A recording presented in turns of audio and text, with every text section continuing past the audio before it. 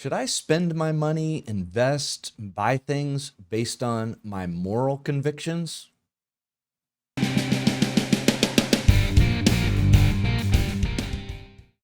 Good morning, everyone. Welcome to Coffee with Carlson. Today is Monday the 15th. We're moving right along. We're almost to Thanksgiving. Hope everybody's having a great fall so far. First, I want to make sure everyone's enjoying a nice hot cup of strangely warm coffee. I know I am every morning, although sometimes when I'm here, I spill it on myself. Quick shout out to a customer today, our favorite insurance agent. He's out of Lake Wales, Edward Lamb. My buddy Ed, if you need anything from house, car, business, building, golf cart, your kid's rental insurance policy for their apartment at college, whatever you need, give them a call in Lake Wales, Edward Lamb and Associates. I'm currently putting the videos on 2 platforms now. Jessica and I are working on how this whole thing works, but we're posting it organically on Facebook and getting a lot more views, 450 for last week, and still posting them over on YouTube. I'd really like to build the YouTube channel. If you haven't gone over there yet, please go over to our YouTube channel. I'll put the link in the description below, and like, subscribe, and hit the bell so you see when we get those. We're at 40 subscribers now. Do me a favor. Let's try and get to 100 by the end of the year. Please, if you haven't, go over there and subscribe so we can boost that up and start getting our videos to a broader audience. Today is a soapbox edition. Today's discussion is, how do I spend my money? And should I invest my money, buy products,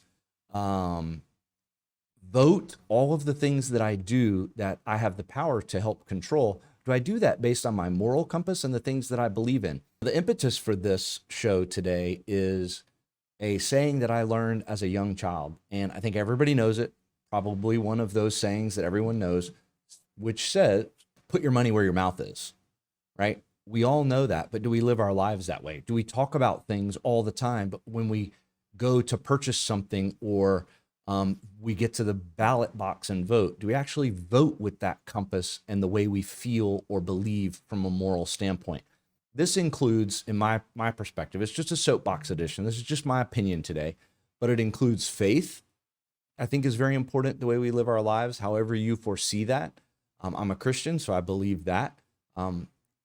Whether it's green and you don't believe in fossil fuels and you believe we ought to move into a more green society, or it could also be labor practices and how those are, what rules regulate that and how they are in other countries and the products that we buy.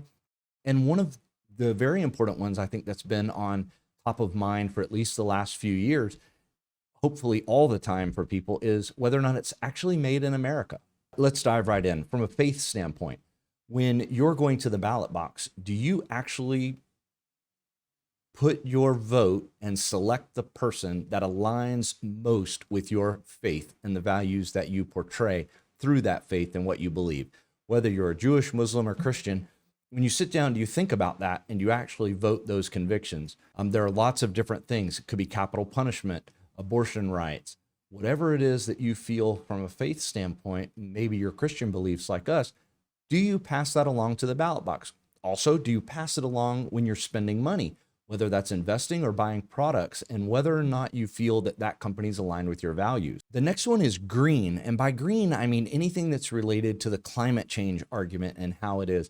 A lot of people would judge, for instance, me. Why do you drive such a big truck that takes all kinds of gas? Well, what do you drive would be my question.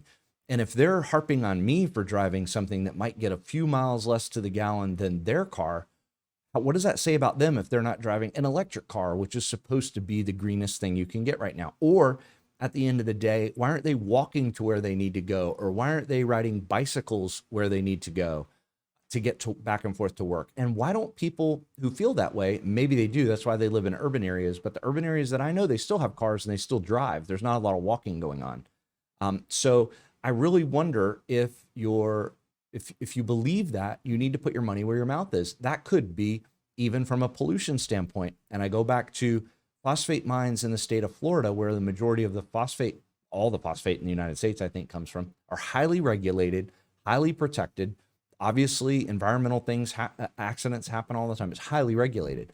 When the water outflow, for instance, from the other side of the plant goes into a particular area to filter it, kind of like a sewage treatment plant does, but it goes there so that it can sit and evaporate or leach through the ground and clean it up. My brother and I took a trip overseas many, many years ago. That's probably about 15 years ago now. We were on the in Egypt. So we were on the east coast of Africa, and we were driving down the interstate. There was a phosphate plant right on the coast, right on the Mediterranean Sea, dumping their wastewater right into the Mediterranean. And not only could you see it on the surface, but you could see it right there, but you could see it across the water when you're out in the Mediterranean looking at it. You could see the results of it. Also pollution going into the sky. So plants like that, you wonder, do people actually care about it? If you're buying products that are always made in China or third world countries, what sort of environmental protection regulations do they have? And are they supporting them the same way that we do? And a lot of questions arise about that, but I don't know that when you go to the store to buy something, is a little bit higher price more important to you than spending your money based on your convictions and what you believe. Again, right back to put your money where your mouth is. Don't talk about these things as if they're important to you, but you don't actually strive to work to make sure that the companies that aren't doing the things you think are just, that you're supporting those people. And I see it all the time, especially with cars. And it's hard in the green world, pretty much, I won't say impossible, but for you to live your life on a daily basis without touching or utilizing something that's made from a petroleum-based product, I would say is very, very, very difficult. So you could take steps to start working toward that, like green cars and electric cars. Now, I don't know the studies of which one is better, gasoline or electric on the environment. All I'm saying is that if you believe that electric cars are the future, they are now highly available, they are affordable, and you can get them if you really want one and you really believe in that. Whatever the excuses are, you try to fit the narrative to make it fit you. But at the end of the day, put your money where your mouth is. Another one is labor practices and what sort of labor regulations do they have around the world. So when the United States enters into these green deals or labor agreements or trade negotiation deals, they put these things in place that says that, no, there's not going to be child labor at that plant. They're going to be similar to OSHA requirements there. One of the reasons why things aren't made in the United States anymore is because we're so highly regulated. I'm not arguing the good or bad in that. We're just so highly regulated that it's very difficult for a lot of companies to be able to afford to follow and comply with all of those regulations from labor, environment, all the things, and also sell a product that people are willing to spend the extra money to buy. So they would buy a product made overseas somewhere from a country that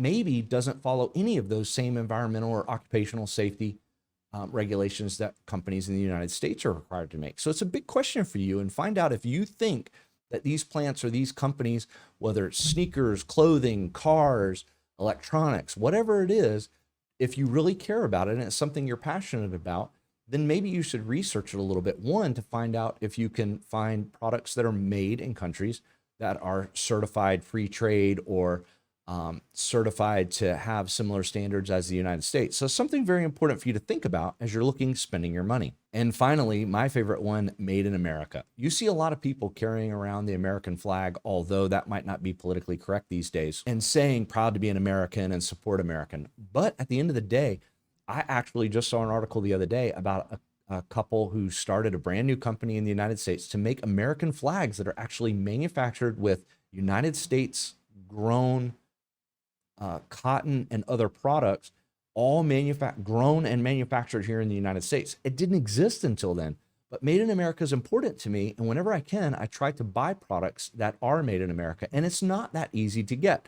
From my Fender American-made Stratocaster, which is made here in the United States in California, versus a Mexican-made Stratocaster, you're going to save probably half.